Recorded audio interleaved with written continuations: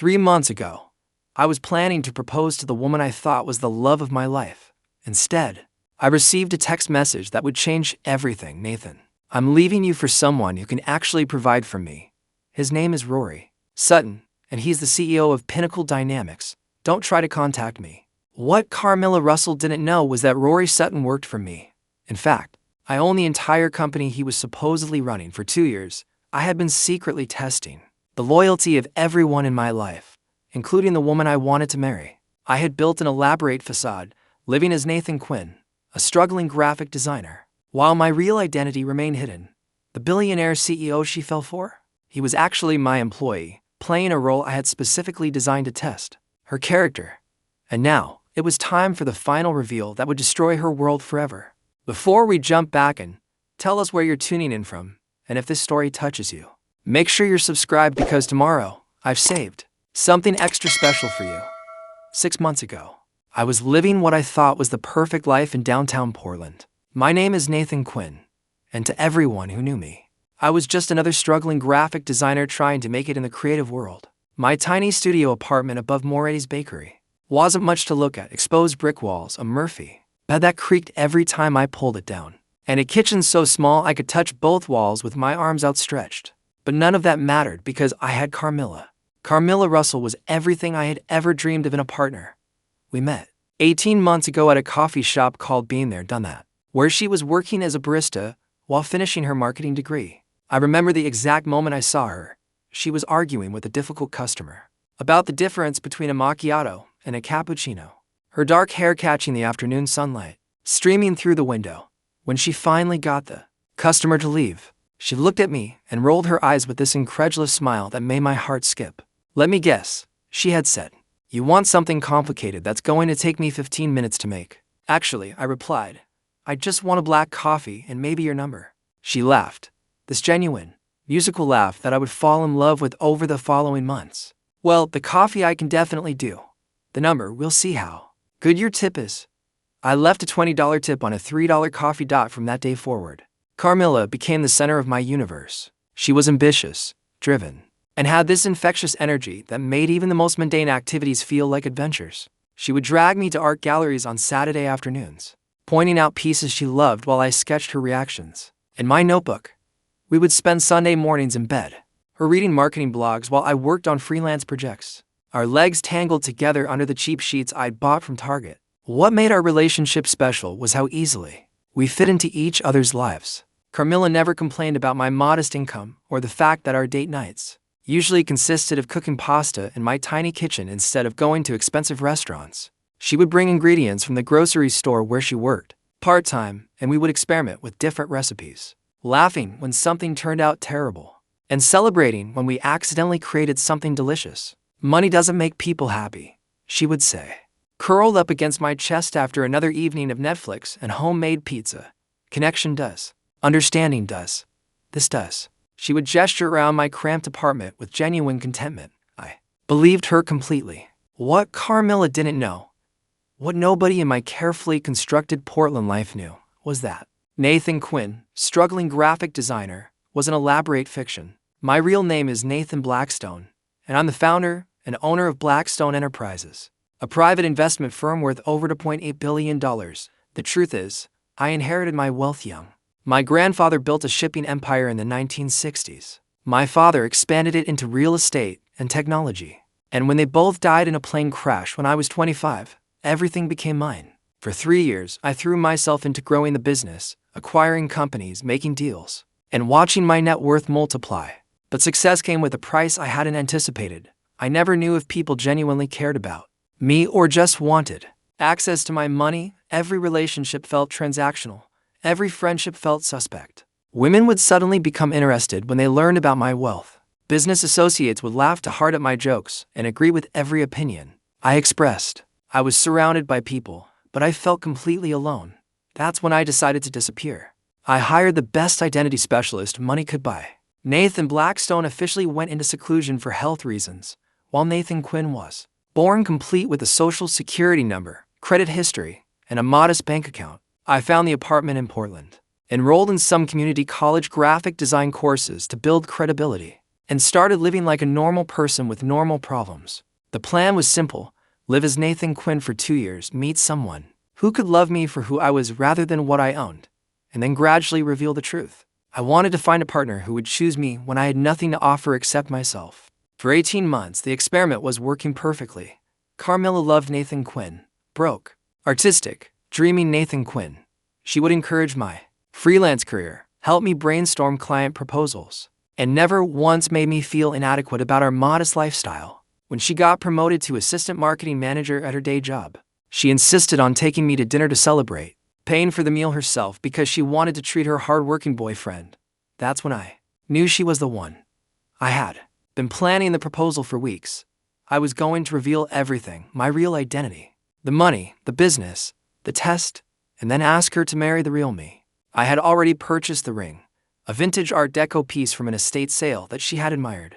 When we walked past an antique store downtown, not the biggest diamond I could afford, but the one I knew she would love, I imagined her shock, her questions, maybe even some anger about the deception. But ultimately, I believed she would understand.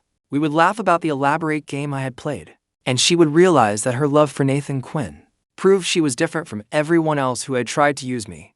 I was planning to propose on the anniversary of our first meeting. Back at being there, done that. Instead, everything fell apart exactly 1 week before that date.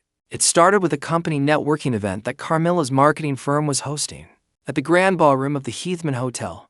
She had been excited about it for weeks, spending her lunch breaks shopping for the perfect dress and practicing her elevator pitch in our bathroom mirror. As an assistant marketing manager, this was her first chance to represent her company at a major industry event. "I wish you could come with me," she said while getting ready that Tuesday evening, adjusting the straps of a black cocktail dress she had bought specifically for the occasion. "But I know these corporate things aren't really your scene." She was right. Nathan Quinn, struggling graphic designer, wouldn't have fit in at a high-end networking event full of executives and investors. But Nathan, Blackstone-owned companies, that probably had representatives at that exact event. The irony wasn't lost on me. "Go knock them dead," I told her, kissing her forehead. "I'll be here working on the Morrison logo project when you get back." She left at 6 p.m., radiating confidence and excitement. I expected her home by 10, maybe 11 if the event ran late. Instead, she didn't return until after 2 in the morning. "How did it go?" I asked when I heard her key in the lock. I had fallen asleep on the couch waiting for her, my laptop still open with half-finished design work scattered across the screen. "Amazing," she said. But something in her voice was different. There was an energy there that I hadn't heard before, a kind of breathless excitement that made my stomach tighten with an emotion I couldn't quite identify. "Nathan, I met someone tonight who could change everything for my career." "That's great," I said. The warning bells were already going off in my head. "Tell me about them." "His name is Rory Sutton," she said, sitting down across from me with her eyes practically glowing. "He's the CEO of Pinnacle Dynamics. Do you know what that company is worth? They just went public last year, and their stock has tripled. He's only 3 or 4 years old, and he's already built this incredible empire, Pinnacle Dynamics." I knew the name because I owned it. 3 years ago, Blackstone Enterprises had acquired Pinnacle Dynamics when it was a struggling mid-tier consulting firm. We restructured it, brought in new management, and turned it into one of our most profitable subsidiaries. Rory Sutton wasn't the CEO. He was the regional sales director for the Pacific Northwest, a position I had personally approved when our HR department recommended him for promotion 8 months ago. But as I sat there listening to Carmilla gush about this incredible CEO, I realized what was happening. Rory was claiming to be something he wasn't, using his position at a successful company to inflate his importance. And Carmilla was buying every word of it. Every word of it. He was so impressive, Nathan. He spoke about innovation and market disruption like he invented the concepts. And he was asking me all these questions about my marketing background, like he was genuinely interested in my perspective. He said he's always looking for talented people to join his executive team. Preparing and narrating this story took us a lot of time. So if you are enjoying it, subscribe to our channel. It means a lot to us. Now back to the story. My hands clenched into fists. Executive team. I know it sounds crazy, but he gave me his business card and asked if I wanted to have dinner this weekend to discuss potential opportunities. He said he sees something special in me, something that most people overlook because they focus too much on experience rather than raw talent. Every word she spoke felt like a knife twisting in my chest. I knew exactly what Rory Sutton was doing because I had seen it 1,000 times in my real life. Wealthy men using their perceived status to impress women, making grand promises about careers and opportunities. The difference was that Rory wasn't even actually wealthy. He was pretending to be me. "What did you tell him?" I asked, trying to keep my voice steady. "I said I'd think about it," Carmilla replied, but her tone suggested she had already made up her mind. "Nathan, this could be incredible for us. If I get a position at Pinnacle Dynamics, we could finally afford a real apartment, maybe even a house. We could go on actual vacations instead of just dreaming about them." She kept saying us, but everything about her body language and tone suggested she was already imagining a different life. One where Nathan Quinn, struggling graphic designer, was no longer part of the picture. Over the following days, I watched the woman I loved transform. Before my eyes, she started dressing differently, buying expensive clothes she couldn't afford on her assistant manager's salary. She would disappear for hours at a time, claiming she was networking or exploring career opportunities. When I asked specific questions about these meetings, she would become vague and defensive. "You wouldn't understand," she said during an argument we had the following Friday. "You've never had to think strategically about career advancement. You just do your art and hope someone pays you for it. Some of us have bigger ambitions." The way she said "some of us" made it clear that she no longer considered herself part of the same category as me. Then came the text messages. I would catch glimpses of her phone lighting up with notifications throughout the evening, and she would quickly grab it before I could see who was contacting her. She started sleeping with her phone under her pillow and taking it with her every time she went to the bathroom. "Is everything okay?" I asked one evening when she seemed particularly distracted during dinner. "You've been acting different lately." "I'm just focused on my future," she replied without making eye contact. "Maybe you should start thinking about yours too." The final straw came exactly 1 week before I had planned to propose. I had been carrying the engagement ring in my jacket pocket for 3 days, waiting for the perfect moment to reveal everything. My true identity, my wealth, my love for the real her. I had prepared a speech about how her love for Nathan Quinn had proven she was different from everyone else who had tried to use me for money. Instead, I came home from a client meeting to find her packing.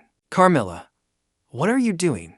She looked up from the suitcase open on our bed, her face set with a determination I had never seen before.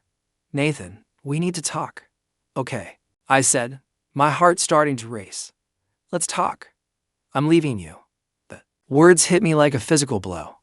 "What?" "Rory offered me a position as marketing director at Pinnacle Dynamics. It comes with a 6-figure salary, stock options, and a company car. He also asked me to move in with him in his penthouse downtown." I stared at her, unable to process what I was hearing. "You're leaving me for a job. I'm leaving you for a future." She corrected. "Nathan, I care about you, I really do. But I can't keep pretending that love is enough to build a life on. Rory can give me everything I've ever wanted: financial security, career advancement, the chance to be with someone who's actually going somewhere in life. And what about us? What about everything we've built together?" Carmilla paused in her packing and looked at me with something that might have been pity. "Nathan, we haven't built anything. We've been playing house in a studio apartment, eating ramen noodles and pretending that struggling together is romantic. I'm 26 years old. I want more than that. More than love. More than poverty disguised as love," she said firmly. "Rory understands ambition. He understands what it takes to succeed in the real world. He's offering me a partnership, not just a relationship." As I watched her fold clothes into her suitcase, clothes I had watched her pick out for our dates, clothes that held memories of every important moment in our relationship, I realized that everything I thought I knew about Carmilla Russell was wrong. The loyalty test had failed. For 3 days after Carmilla left, I did nothing but sit in my empty studio apartment and stare at the engagement ring I had never given her. The small velvet box sat on my kitchen counter like an accusation, a reminder of how completely I had misjudged the woman I thought I loved. But on the 4th day, my grief transformed into something else entirely: curiosity. I needed to know exactly what game Rory Sutton was playing, using my real resources, something I hadn't done since creating the Nathan Quinn identity. I began investigating the man who had stolen my girlfriend. What I discovered was even worse than I had imagined. Rory Sutton had been systematically lying about almost every aspect of his life. His real salary at Pinnacle Dynamics was $95,000 a year. Comfortable, but nowhere near the millions he was implying. The penthouse downtown where Carmilla was now living was actually a 2-bedroom apartment. that he was renting for $3,000 to $100 a month, probably stretching his budget to the breaking point. The company car was a leased BMW 3 Series that came with a sales director position. Not a personal luxury vehicle, but the lies went deeper than just inflating his wealth. Through my corporate access to Pinnacle Dynamics' internal systems, I discovered that Rory had been embezzling money from his expense account for months. Small amounts, never enough to trigger an automatic audit, but thousands of dollars that he was using to fund his fake lifestyle, dinners at expensive restaurants, charged as client meetings that never happened, weekend trips to wine country billed as market research. Even the suit he had probably worn to impress Carmilla at the networking event had been purchased with corporate funds and categorized as professional development. He was stealing from my company to seduce my girlfriend. The more I dug, the angrier I became. This wasn't just about Carmilla anymore. Rory Sutton was a fraud who had been using his position at my company to run elaborate cons on multiple women through his social media accounts, which he thought were private. I found evidence of at least 3 other relationships in the past year, where he had used the same CEO of Pinnacle Dynamics routine. One woman, a 28-year-old teacher named Ashley, had posted about her amazing new boyfriend who runs a major corporation before abruptly deleting all the posts 6 weeks later. Another, a nurse practitioner named Diana, had shared photos from expensive restaurants and weekend getaways that Rory had clearly paid for with stolen company funds. The pattern was always the same. He would target ambitious, hardworking women who were looking for financial stability, promise them career opportunities and a luxurious lifestyle, and then disappear when the relationship became too expensive to maintain. Carmilla was just his latest victim, except she didn't see herself as a victim. From what I could observe, and I was definitely observing, she was reveling in her new life. Her social media had exploded with photos of expensive dinners, designer handbags, and nights out at exclusive clubs. She had quit her job at the marketing firm after only 1 week, claiming that Rory was promoting her internally and she needed to focus on her new executive responsibilities. What she didn't realize was that there was no job at Pinnacle Dynamics. I checked our HR records personally. Carmilla Russell had never been hired, never been interviewed, and certainly had never been offered a marketing director position. Rory was paying for everything out of his own pocket, which meant he was paying for everything with money he had stolen from me. The situation became even more infuriating when I started seeing them around Portland. They would go to restaurants I had always wanted to take Carmilla to but couldn't afford on Nathan Quinn's budget. They attended gallery openings and theater performances that we had skipped because tickets were too expensive. They went wine tasting in the Willamette Valley, something Carmilla had mentioned wanting to do dozens of times during our relationship. Watching her experience all the things we had dreamed about doing together, but with another man and using stolen money, was like having my heart ripped out repeatedly. The worst moment came 2 weeks after she left, when I saw them at Powell's Books, our place. Carmilla and I had spent countless hours browsing the stacks together, sitting in the rare book room reading to each other, planning all the places we would travel based on the guidebooks we found. Now she was there with Rory, and he was buying her a stack of expensive art books that probably cost more than Nathan Quinn's monthly grocery budget. I watched from behind a bookshelf as she laughed at something he said, her hand resting on his arm in a gesture that I recognized, because she used to touch me the same way. She looked happy. More than happy, she looked relieved, like she had finally escaped from something that had been holding her back. That's when I realized the most painful truth of all. Carmilla hadn't just left me for money. She had left me because she genuinely believed that Nathan Quinn was beneath her. In her mind, she had traded up. She had escaped from a struggling artist who would never amount to anything and found herself a successful CEO who could give her the life she deserved. The fact that both the struggling artist and the successful CEO were me, just different versions of the same person, was an irony that would have been funny if it wasn't so devastating. But as I stood there watching the woman I loved fawn over a man who was systematically defrauding my company, something shifted inside me. The grief and heartbreak began to crystallize into something harder and more focused. I realized that Carmilla and Rory deserved each other. She wanted someone who would use money and status to solve all her problems, and he was perfectly willing to steal and lie to maintain the illusion of being that person. They were both living in a fantasy built on deception and greed. But I had something they didn't know about: the truth. And I was starting to formulate a plan for how to use it.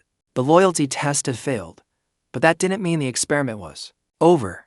If Carmilla wanted to be with a CEO, then I would make sure she got exactly what she was asking for. If Rory wanted to pretend to run a major corporation, then I would give him the chance to experience what that actually felt like. But first, I needed to let them get comfortable. I needed to let them think they had won, that their deception was working perfectly. I needed them to dig themselves in so deep that when the truth finally came out, there would be no way for either of them to escape the consequences. I was going to give them enough rope to hang themselves with, and I was going to enjoy every minute of watching them do it. The plan came to me during a sleepless night exactly 3 weeks after Carmilla left. I was lying in my empty studio apartment, listening to the sounds of the city outside my window, when I realized that I had been approaching this entire situation wrong. I had been thinking like Nathan Quinn, powerless, heartbroken, defeated. But I wasn't Nathan Quinn. I was Nathan Blackstone, and it was time to start acting like it. The next morning, I made a phone call that would change everything. Margaret. It's Nathan Blackstone. Margaret Chen, my chief operating officer, had been running day-to-day operations at Blackstone Enterprises for the past 2 years. While I played my identity game, she was one of only 3 people who knew about my double life, and she had been growing increasingly concerned about my extended absence from the business world. Nathan, thank God. I was starting to think you've forgotten you own a multi-billion-dollar company. How's your experiment going? It's over, I said simply, and I need your help with something. Anything. I want you to schedule a board meeting for Pinnacle Dynamics next Friday, 10 a.m. Tell them we're conducting a comprehensive review of all department heads, including sales leadership. Make sure the regional sales director for Pacific Northwest is required to attend. There was a pause. Rory Sutton, is he part of whatever this is about? He's the entire point. Margaret had worked with me long enough to know what not to ask. Questions. Consider it done. Anything else? Yes. I want you to arrange for the meeting to be held at the Cascade Conference Center, the Grand Ballroom. And Margaret, make sure there's comprehensive audio-visual recording of everything. I want multiple camera angles. Nathan, what exactly are you planning? Justice, I said. And maybe a little bit of theater. The Cascade Conference Center was a venue I had purchased through Blackstone Enterprises 6 months earlier. It was one of Portland's most prestigious corporate event spaces, the kind of place where major companies held shareholder meetings and product launches. The Grand Ballroom could seat 300 people and had state-of-the-art recording equipment built into the walls. More importantly, it was the exact same venue where Carmilla's marketing firm was hosting their annual Client Appreciation Gala. The following Friday evening, I had noticed the event announcement on her company's website while researching Rory's background. Carmilla would undoubtedly attend, probably with Rory as her date, showing off her successful CEO boyfriend to all her former colleagues. They would arrive in the evening expecting a celebration. They would walk into the aftermath of Rory's complete professional destruction. Spending the week preparing was both therapeutic and infuriating. For 2 years, I had deliberately limited myself to the resources available to Nathan Quinn. Now, unleashing the full power of Nathan Blackstone felt like stretching muscles I had forgotten I had.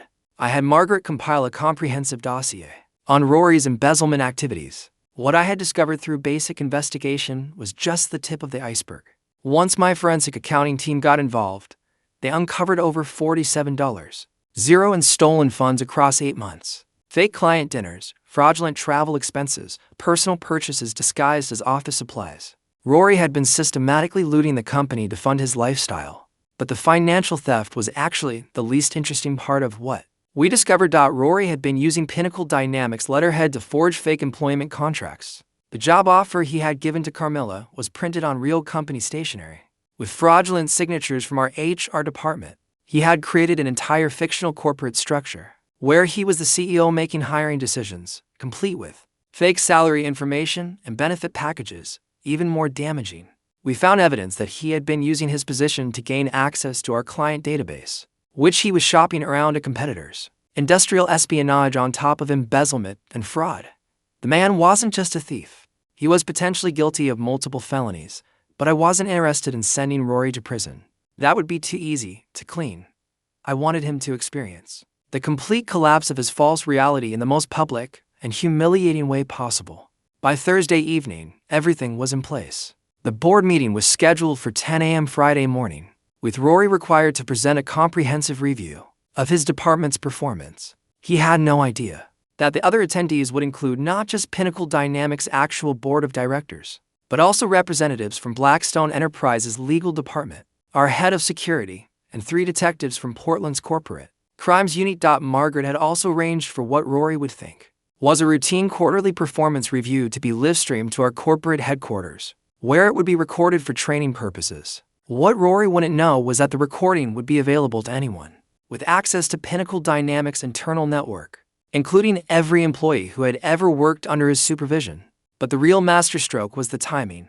Carmilla's company gala was scheduled to begin at 7 p.m., with cocktails in the Cascade Conference Center's lobby before moving into the Grand Ballroom for dinner and presentations. The same Grand Ballroom where, 9 hours earlier, her boyfriend's career would have been destroyed in excruciating detail. I arranged for the morning's meeting materials, including transcripts, video footage, and documentation of Rory's crimes, to be left in the ballroom's presentation systems. When the evening's AV crew arrived to set up for the gala, they would find a complete record of everything that had transpired. More importantly, I would be there. Not as Nathan Quinn, struggling graphic designer, but as Nathan Blackstone, owner of Blackstone Enterprises and Pinnacle Dynamics. I had purchased a full table at the gala through one of my shell companies. Officially, I was attending as a potential new client for Carmilla's marketing firm. She would have no idea I was coming until I walked through the door. As Friday morning approached, I found myself experiencing an emotion I hadn't felt in years: anticipation. For 24 months, I had been powerless Nathan Quinn, watching life happen to me instead of controlling my own destiny. Now I was remembering what it felt like to have the resources to make things happen exactly the way I wanted them to. Rory Sutton had stolen my girlfriend by pretending to be someone he wasn't. Tonight, he was going to meet the person he had been pretending to be. And Carmilla was going to learn exactly what she had thrown away when she decided that Nathan Quinn wasn't good enough for her. The loyalty test had failed, but the final exam was about to begin. Friday morning arrived with the kind of crisp autumn clarity that made Portland look like a postcard. I stood outside the Cascade Conference Center at 9:45 a.m., watching through the glass doors as Rory Sutton strutted through the lobby in his best suit, probably purchased with stolen company funds. He had no idea his life was about to end. I had chosen not to attend the board meeting in person. This wasn't about me confronting Rory directly. It was about watching him destroy himself with his own lies. Instead, I observed everything through the live stream feed from my real office at Blackstone Enterprises, 20 floors above downtown Portland. We've been together for 2 years now. I've never lied to her about who I am or what I own, and she's never asked me for anything except my time and my honesty.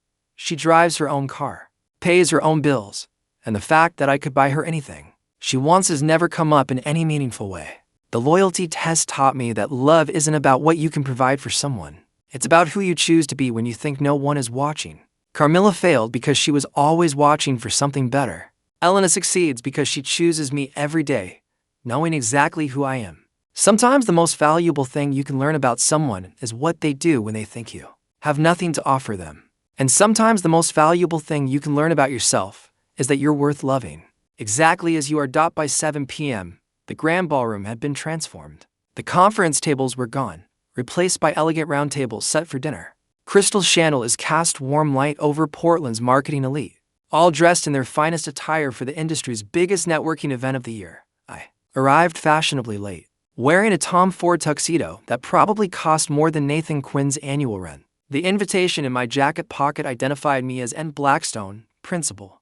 Blackstone Capital Ventures, a shell company I had created for exactly this purpose. I spotted Carmilla immediately.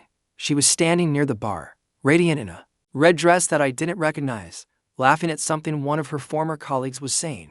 She looked happy, confident, completely unaware that her entire world had collapsed 9 hours earlier. Rory was notably absent. I approached the group slowly, allowing Carmilla to notice me before I reached them. Her laugh died in her throat when she saw me, replaced by an expression of pure confusion. "Nathan," she whispered, "what are you doing here? And how did you? Why are you dressed like?"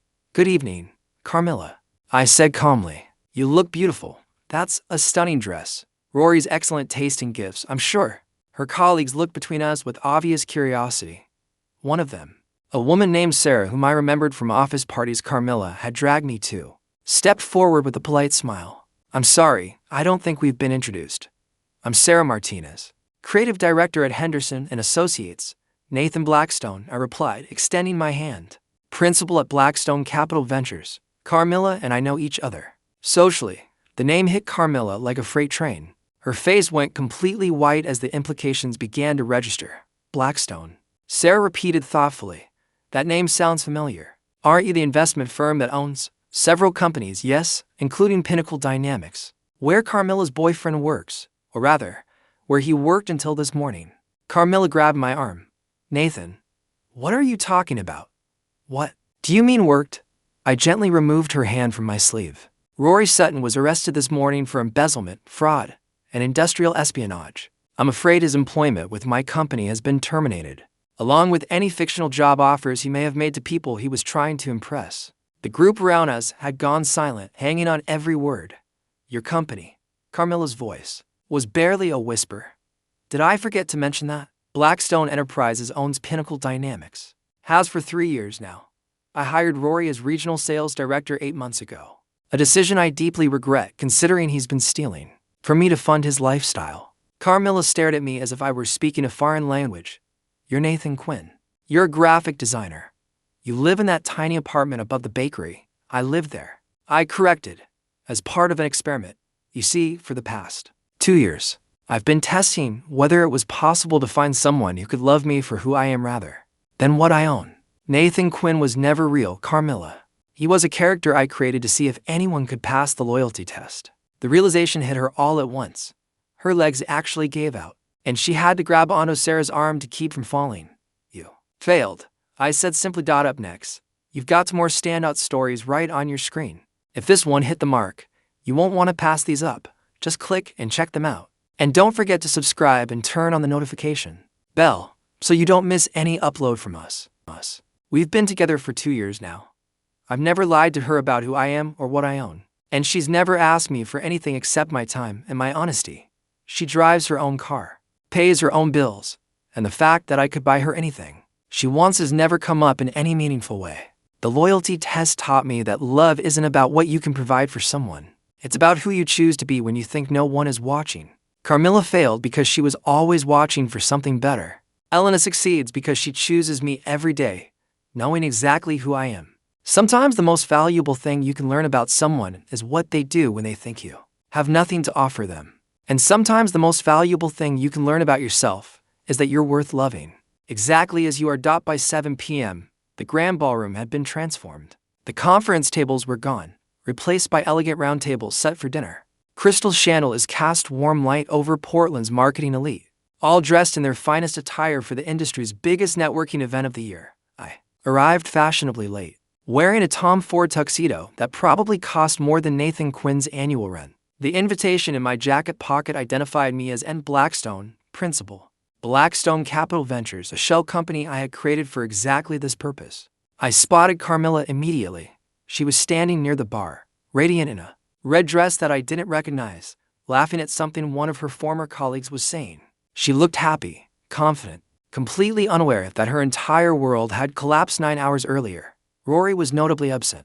I approached the group slowly, allowing Carmilla to notice me before I reached them. Her laugh died in her throat when she saw me, replaced by an expression of pure confusion. Nathan, she whispered, what are you doing here?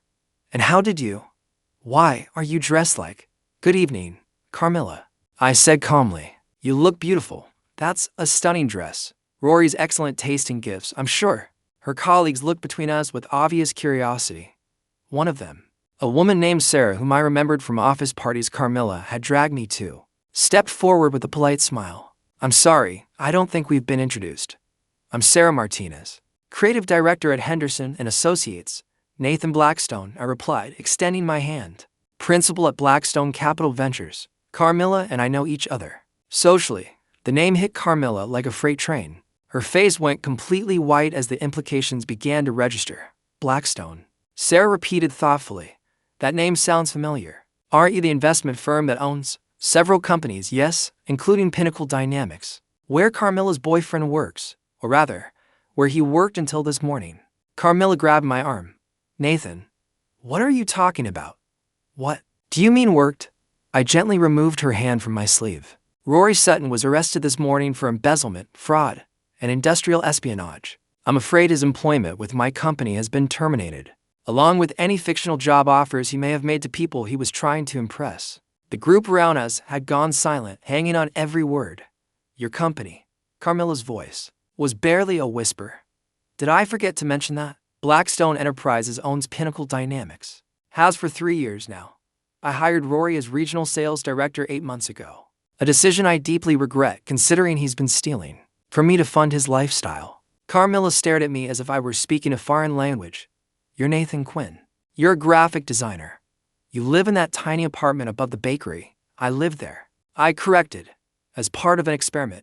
You see, for the past 2 years, I've been testing whether it was possible to find someone who could love me for who I am rather than what I own. Nathan Quinn was never real, Carmilla. He was a character I created to see if anyone could pass the loyalty test. The realization hit her all at once. Her legs actually gave out, and she had to grab onto Sarah's arm to keep from falling. You failed, I said simply. Up next, you've got more standout stories right on your screen. If this one hit the mark, you won't want to pass these up. Just click and check them out. And don't forget to subscribe and turn on the notification bell so you don't miss any upload from us.